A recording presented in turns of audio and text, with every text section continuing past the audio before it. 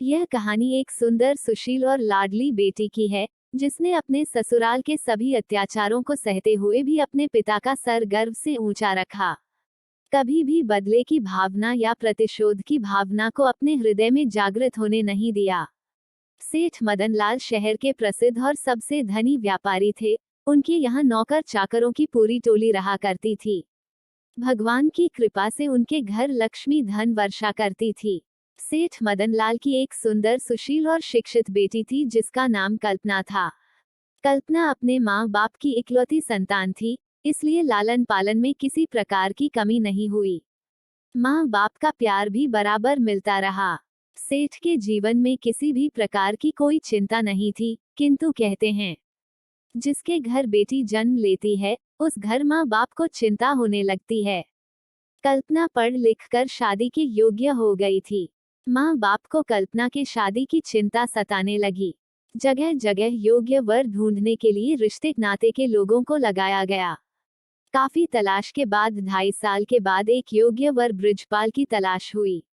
बृजपाल चौधरी सत्येंद्र का पुत्र है। नाम से ही पता चलता है कि चौधरी सत्येंद्र धन से भी चौधरी है। सेठ मदन लाल ने चौधरी सत्येंद्र से अपनी पुत्री कल्पना के लिए बृजपाल से ब्याह कराने की बात की। चौधरी सत्येंद्र ने कल्पना से अपने पुत्र के विवाह का आश्वासन सेठ को दिया।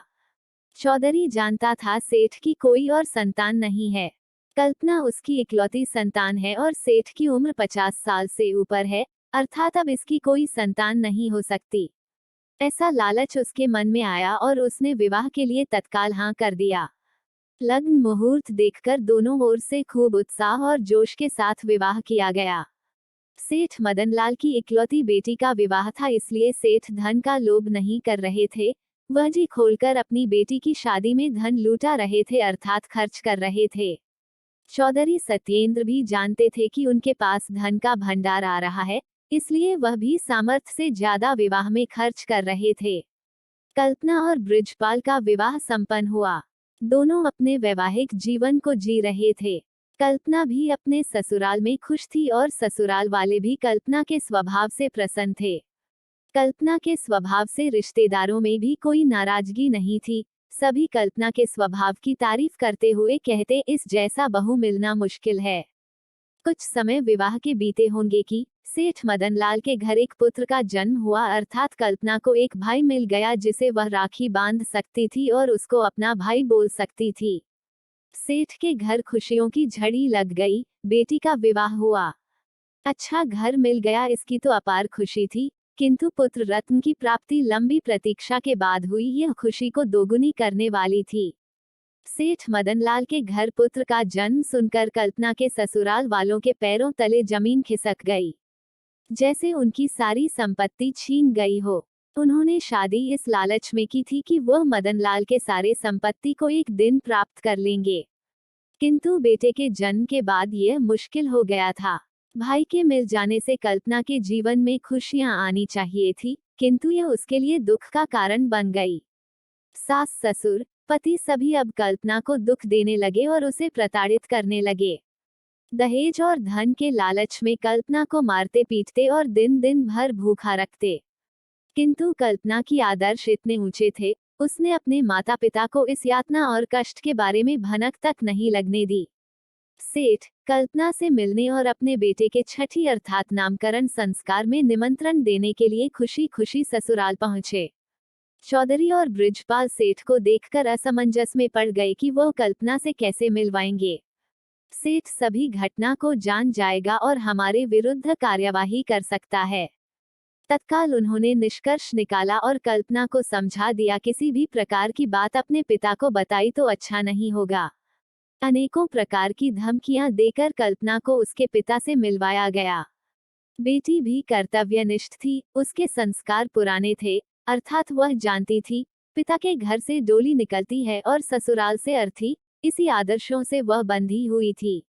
कल्पना ने पिता का खूब स्वागत सत्कार किया। बैठे बैठे अनायास उसके आंखों से आंसुओं की धारा फूट पड़ी। पिता कुछ समझ पाते इससे पहले बेटी बोलती है, पिताजी यह मेरे खुशियों का आंसू है, बचपन से मैं भाई के लिए तरसती थी, अब जाकर मुझे एक भाई मिला है जिसके कलाइयों पर मैं राखी बांध सकती हूँ। बस यही सोचकर मेरे आंखों से आंसू निकल गया।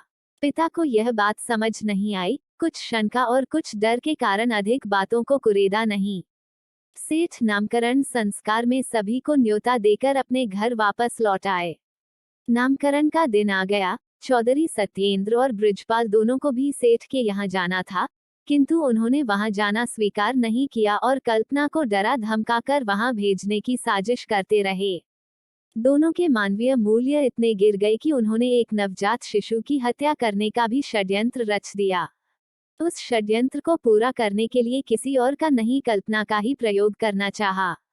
बृजपाल कल्पना की पिटाई करते हुए कहता है, या तो तू सदा सदा के लिए अपने मायके चली जा, या अपने भाई का गला दबाकर हत्या कर दे, जिसके बाद उसकी सारी संपत्ति हमारी हो जाएगी।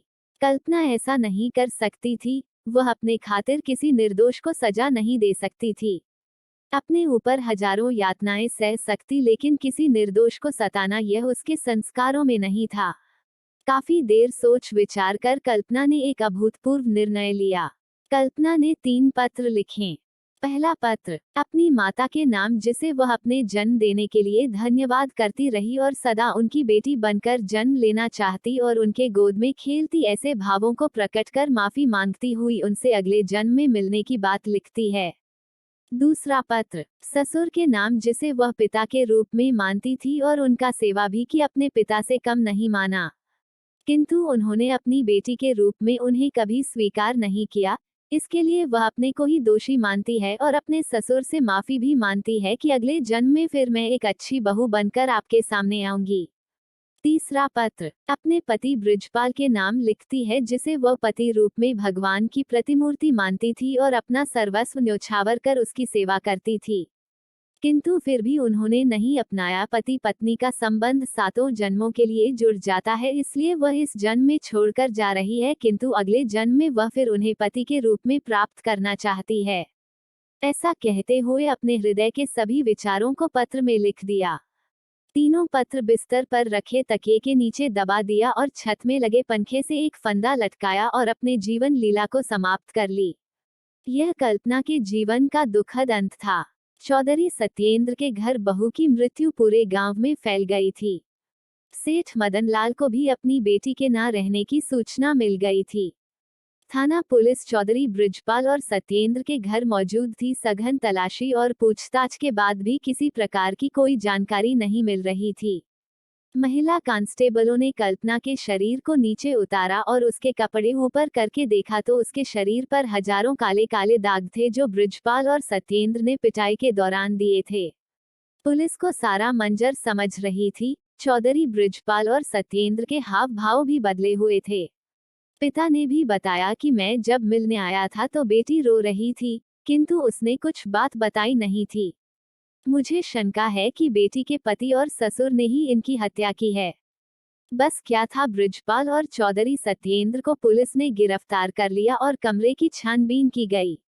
तकिए के नीचे रखे तीनों पत्र को पुलिस ने बरामद किया और उसमें लिखी हुई सभी बातों को पुलिस ने सबके सामने पढ़ा, जिससे बृजपाल और चौधरी सत्येंद्र के सभी आत्माओं का उजागर हुआ। गांव मोहल्ले सभी कल्पना के स्वभाव से परिचित थे और बृजपाल तथा सत्येंद्र के स्वभाव से भी। गांव वालों ने भी बृजपाल और सत्येंद्र के सभी राज खोल दिए। पुलिस ने कानूनन बृजपाल और सत्येंद्र चौधरी को गिरफ्तार किया। कोर्ट कचहरी हुई, जिसमें बृजपाल को मुख्य साजिशकर्ता माना गया और उसे आजीवन कारावास की सजा सुनाई गई।